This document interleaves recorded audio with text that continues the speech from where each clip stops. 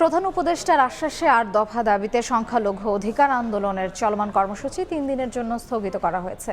বিকেলে রাষ্ট্রীয় অতিথি ভবন যমুনায় অন্তর্বর্তী সরকারের প্রধান উপদেষ্টা ডক্টর ইউনূসের সঙ্গে বৈঠক করেন সংগঠনের সমন্বয়ক ও নেতারা।